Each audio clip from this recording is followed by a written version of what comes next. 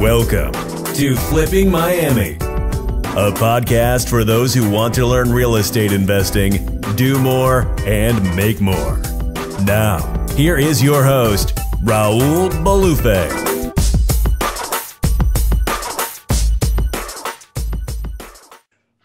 That's cool. No, it's like a little, like I said, like an open-minded question I like to ask. That's awesome, dude. So I want to transition into more of like, okay, so you've been wholesaling for how many years?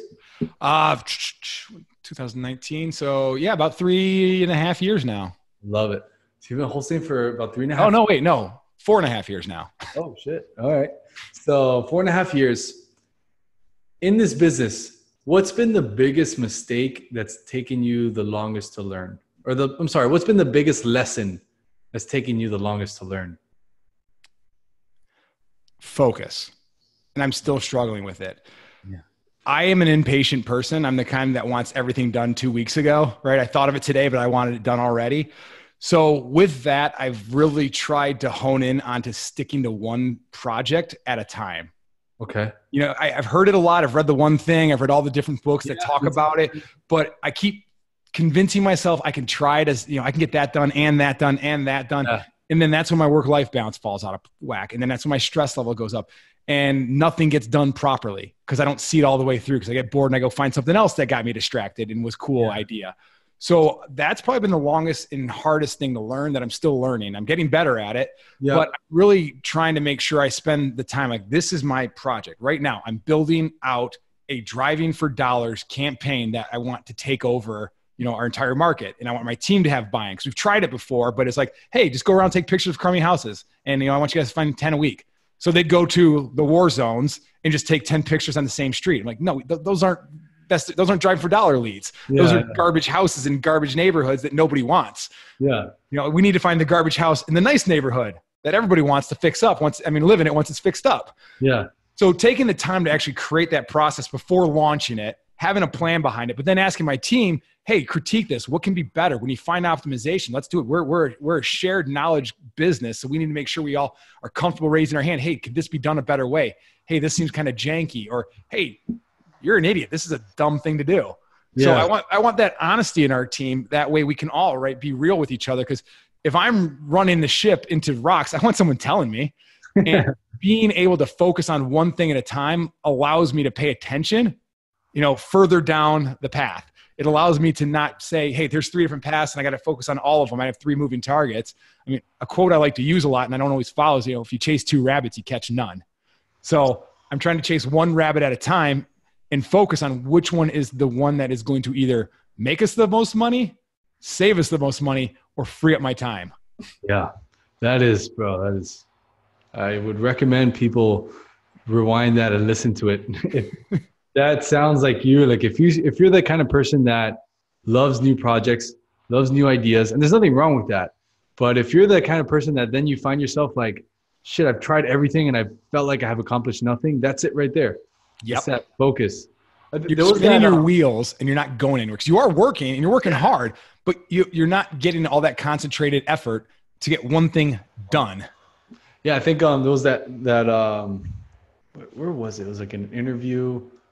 Who said it that when they got Bill Gates and Steve Jobs in a room, was it that? Bill Gates, I think when they got Bill Gates and Steve Jobs in a room, both their fathers were there and they said, write in a piece of paper, 1 word, why you guys are billionaires. And both of them wrote the word focus. They didn't know, right? They were sitting different sides of the room. So it's just so powerful. It's hard to do though. Yeah. Well, what are some things that you're doing that's helping you with like keeping yourself focused? Are you like, time management? What kind of things is helping you? So it's a little woo-woo, I guess, but I've been meditating a lot lately when I wake up in the morning, kind of to build that practice. I use an app. It's called, I think, 10% Better. It's by Dan Harris, who's a newscaster, but he basically built it for people like himself. And I think people like me, where it's like, to focus busy people rather than, the chimes and the gongs and all that stuff. So I've been doing that well with that. I've actually got a lot of days in pretty consistently. So that helps. when I do time block, I try to figure out one thing at a time. Like I put my phone on airplane mode. I try not to keep, Facebook open. I try not to keep my email open. If I have a project I need to get working on, I try to make that my sole focus at that time so I don't get distractions. And a lot of that does come back to time blocking. But at the same point, if we have a hot lead, I'm going to drop what I'm doing to go get that converted. Yeah. So there is some give and take on that. And the focus of the business is to be profitable. So going and getting a deal is important. So I'll drop it for that. But if someone says, hey, you want to go grab lunch today, for the second time that week, I'll say, no, I'm busy right now. Yeah. So it's really trying to have an order of things you want done and then not being able to work on that next thing until the first thing's done. So that's kind of what I've been doing a little bit lately. It's been helping to kind of rack and stack them. Like, this is priority one. Nothing else gets done other than, the day-to-day tasks I have to do. Call back people that I need to follow up with, team meetings, family time. Like, those things are non-negotiables. And then I try to do a lot of my stuff in the morning. Like, I'm an early bird. I'm usually up around 4:45, 5 o'clock. So I get a lot of my time done then because my wife's asleep, my 2 kids are asleep, and I can be quiet and just kind of uninterrupted focus time. Yeah. Love that, man. That's good. Yeah, the focus thing is something about it. Like, I feel like we've all gone through it, that we've gone, like, let's say we have this like one task we have to do, and we're like, we really got to get it done, right? Like, we have no other choice. So then we leave our phones to the side, we put it on silent, and then we do it, and we're like, holy shit! Imagine if I've spent every hour that way in my workday. You'd be like, sometimes that happens to me. Like, I have one day that I'm like so focused and I get so much stuff done. I'm like, shit, what happens if I do every day like this? I don't know if you get those thoughts every once in a while. I do. And I don't know what it is, but I can't always, my internal ego thinks it can do more. So I need to make sure I keep that badass in check, right? He's good for certain things, but he's an asshole for other things. Yeah. That's so funny. Right? It's a love-hate type of relationship, because a lot of it's good, but a lot of it's bad. And recognizing and trying to, the more I think I do it, right? It's like building that discipline habit. The more we do it and catch ourselves and correct ourselves and then just keep doing it, it becomes more of a habit that way. Yeah. But it's catching yourself that's the hard part. And I think meditation helps you with that, because part of it's like, hey, when you start wandering off, catch yourself and just start back over. It's no big deal. Yes. So having that kind of mentality and just turn it into a game. Oh man, you got yourself chasing a squirrel again. Write it down, put it to the side, come back to it on a break. I love it. What do you think is kind of like shifting now towards business a little bit? What do you think is what's like the next like, where's wholesaling going in the next year to 5? That's tough to say, because I think it really does based on the market. I mean, I know the agency board is fighting it a lot, but now they're getting sued by the people that took down some big like the smoking company, Philip Morris. So they're getting targeted for what was it exactly? For basically controlling the market for the MLS and forcing people to use them, almost like a monopoly, I think. I forgot the exact terminology. So I think they might have their hands full, focus on that, rather than trying to beat out, people like us trying to connect buyers and sellers and doing a service without charging a commission on that. Yes. So I don't know if that's going to be a big thing. I know it's cracked down in some states. I don't know which ones are the worst. I've heard Ohio's pretty tough, but I know people that wholesale the heck out of things in Ohio. I know a ton of people killing in Ohio. I think Utah recently, I don't know, don't quote me, but I feel like I heard in a podcast that Utah, they really banned assignments. Like, you can't assign properties in Utah. The thing is, assignments can't be banned. It's contract law, and lawyers will supersede the real estate agency lobby. Right? I mean, all the politicians are lawyers. So that's kind of always been my thought. I don't know where it's going in terms of legality. That's kind of a tough one to say. Yeah. In terms of the market cycle, I think we might be getting near the edge, but I'm not seeing a ton of new builds, at least in my local market. And I do connect with a lot of different investors through our mastermind and just the relationships I've built to hear their pulse. The coasts seem to tend to feel it first, right? Because they have the highest rises in prices, so they get the hit the hardest. So if you start seeing that happen, then that might mean like some of the internal stuff, like you being on the coast, right? So you'll probably feel before me in Metro Detroit, Michigan will, because we're insulated, around here a little bit. So I think there's probably at least another year or two of it, but I don't know if it's gonna be as crazy of prices, because once the buyers or the landlords start to get a sting from maybe not getting as much as they want to, they're going to be pulling back on their offers. But then again, that might also mean that the prices don't continue to go up the homeowners won't be buying for the same amount of pricing. So it'll turn from a seller's market to a buyer's market. So in that state, that's when the price start to go down. So if you have a smart business together, and that's why I'm really trying to focus on learning how to become a much better flipper. Because on the way down, I think the best thing to do is if you can get the right property and the right price and the right team in there, getting in and out of a project, you can undercut the market with the best product and still make a profit. So I kind of envision flipping on the way down, just knowing that the prices are going to be continually going, build that into my thing and make sure I get a deep enough cut on my discount. The way I like to think about wholesaling, and I tell people, is, man, we are real estate day traders. People love trading and the Forex and all this shit. We are real estate day traders. No matter how high, wherever the market's going, we're buying a little bit lower and selling low. And we're just trading for like a decimo difference compared to what the price of the house is. Typically about 10%. So no matter if it's going down, you just have to build that into your formula and just buy a little bit lower than the dip and just sell it right there, So you're entirely right. I think what some wholesalers might be getting spoiled on, though, is that everybody's trying to get in or is becoming into this. And when the correction comes, there's going to come a correction, everybody. It's not going to go up forever. Yeah. When the correction comes, some people are going to get whacked. Like bad. Yeah. So that means there's not going to be as competitive bidding on your wholesale properties. The buyers might squeeze their numbers. So you're going to have to figure out better margins. Yep. So that's why I almost want to transition into a flipper on the way down, because then I control everything and I don't have to worry about it. I mean, I'll still market it, but if I don't get the number I want or need, that's when I keep it as a flip. So now I have 2-prong approach. And at the bottom, I just want to buy everything, own all the rentals.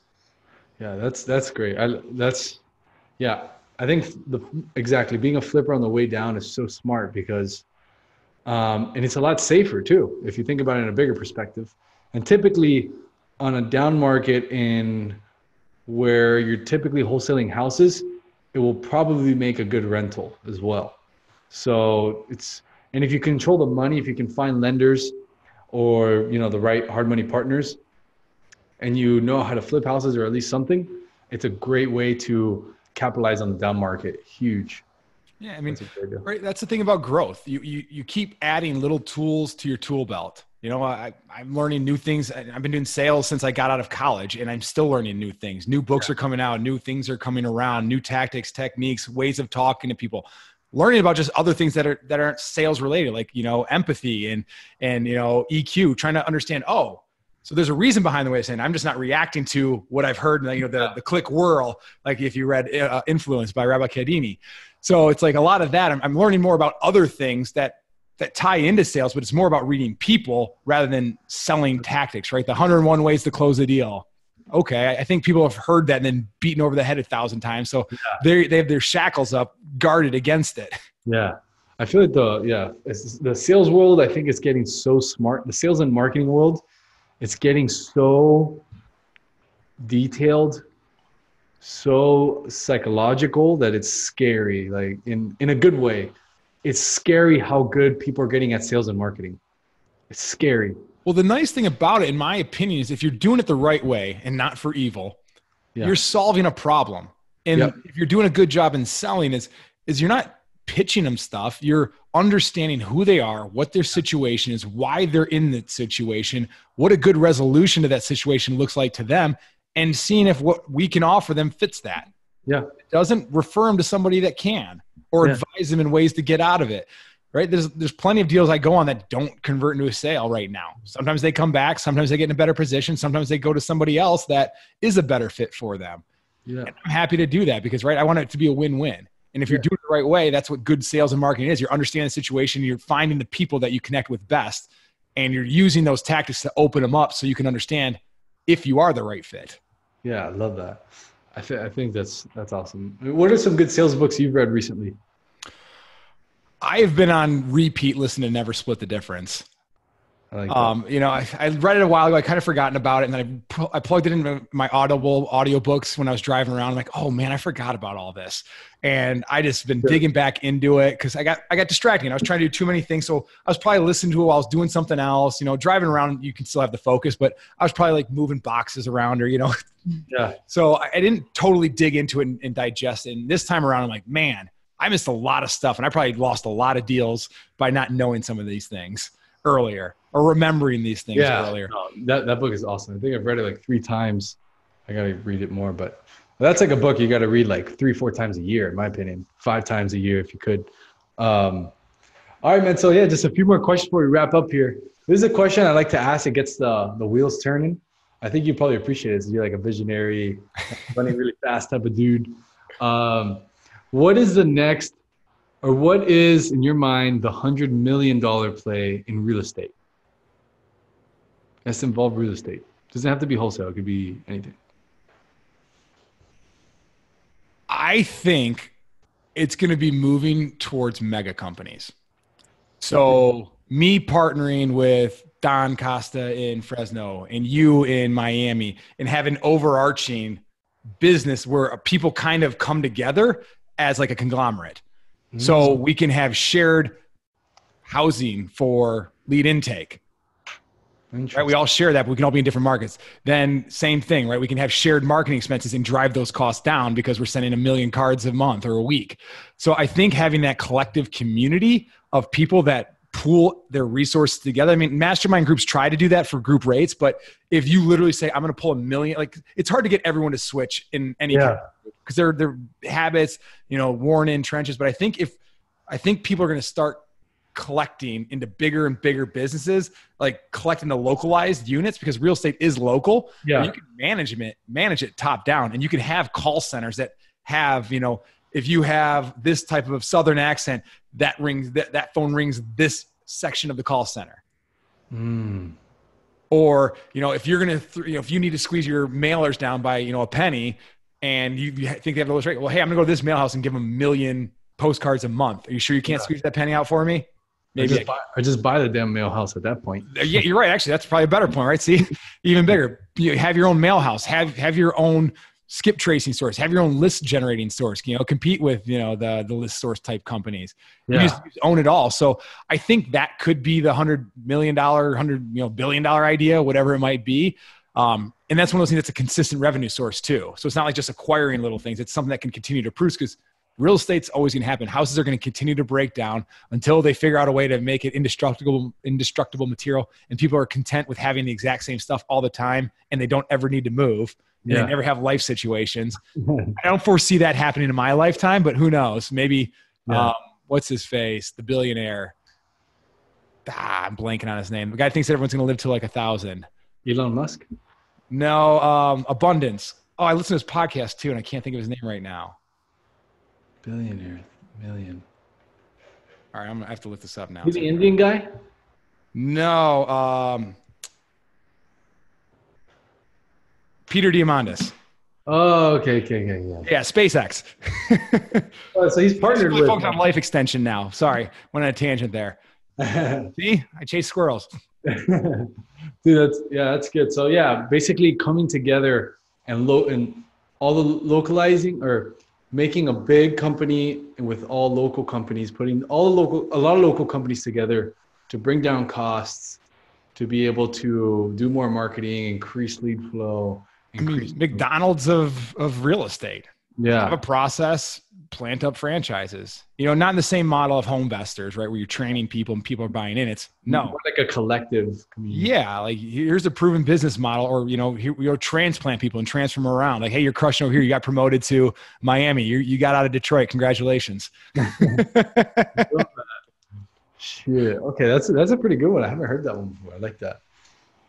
Dude. So, all right. So last quick question. All right. So what is one tactical move that you can give somebody right now? They want to get their first deal. They have about $1,000 in the bank or in a credit card that they can spend, and they want to get one deal. At this day and age, August 14th, 2019, what would you do? I would buy 100 bandit signs. Okay. And I would print off a bunch of flyers saying you're interested in buying your house. And I would drive for dollars, slap stickers on people's doors, and put bandit signs in corners of areas that have high traffic or are in areas that look like might be a good fit for your target seller. Okay. Because those are low cost. they're time intensive. They can be, but I mean, I did a Facebook Live a little bit earlier today. I was getting my oil changed. I saw a neighborhood I didn't recognize. I cruised in there. I slapped up 4 signs today, not bandit signs, but 4 driving for dollars. I threw them in our system. We're going to start following up with them. Shit. One of them pops. Awesome. I spent half an hour doing that on my way to and from an oil change. So, I mean, it doesn't take a lot. And I know I've been told too many times that driving for dollars works. Yeah. It's just people don't stick to it because they want to level up, which is smart. But at the same point, right, we're out there hustling. Why not, if you have a little extra time, keep yourself connected and grounded. Like, I like doing sales. So I don't like going out on the acquisitions. I don't like all the rest of the stuff in the business. Right. I do it. I help manage it. I help create the processes, but I want other people to run it because it's not my natural home base where I'm good and I'm comfortable. Right. Talking to people and solving problems and trying to get that win is really exciting to me. So I like that. So I want to keep that as a part of me. And maybe it doesn't mean I do it all day, every day. I can definitely restrict my calendar down, but I love doing it. And I like to make sure that I want to make sure I'm leading by example too, because I'm expecting my team to buy into driving for dollars and, cold calling, networking, and all of that stuff. So I got to make sure I do it. Yeah. They see who would I be as a leader if I'm asking them to do it and I'm not willing to do it myself? Right. Exactly. Unless you have a really large and established business, then a little bit makes more sense. And we do have an established business, but we're not Walmart. Yeah. No, that's good, man. So basically buy some bandit signs, print out some flyers with, that should take you a couple $100 to do. And just go out there and actually physically drive and put the signs and put the flyers on the door, and you'll get some calls. You'll get some calls. Yeah. They might not be happy. Be ready for that. Right? There's a lot of people that get angry when you talk about their house, right? It's typically their most valuable possession. So when they do call angry, be empathetic to a degree. Understand where they're coming from, because not everyone buys and sells as many houses as we do. Most people sell 1 or 2 in their life if they're lucky. So think about it from that angle. So people get guarded on that. So when someone comes at you hot, try to figure out a way to diffuse it, because they're just coming from an emotional place. And if we can help diffuse that and say, hey, I'm really sorry. I wasn't trying to offend you. I just thought this might be a good opportunity for us. And I was just asking if you were interested. If you're not, I'll leave you alone. I'm not here to bug you. Yeah. So trying to really diffuse them. And then, if you start going real sheepish, sometimes they'll go, oh man, I went too hard. Right? People know when they effed up and they kind of overdid it on somebody, and that person starts going, oh, I'm really sorry. Then you're like, oh shit. Yeah. I'm an asshole now. So go the super apologetic route. And if you're not the right fit, who cares? There are millions of houses out there. Yeah. You will find something. I love that, man. There's basically no excuses to get houses. But Mike, dude, it's been awesome. A ton of good stuff on here. Ton of good stuff. Dude, how can people follow you, find you, connect with you if they're in the Detroit market, if they want to learn more from you or connect? I'm on Facebook, Mike Cowper. Please feel free to add me as a friend. I feel so weird. I'm not that old, but I don't know how to use Instagram or Twitter. With the new mastermind group that, Don and I are launching, we've got 2 other partners, Melissa Johnson out of San Antonio, her and Danny Johnson. They have the Flipping Junkie podcast, and then Ryan Scalaba out of Pittsburgh. 4 high-level people, including myself.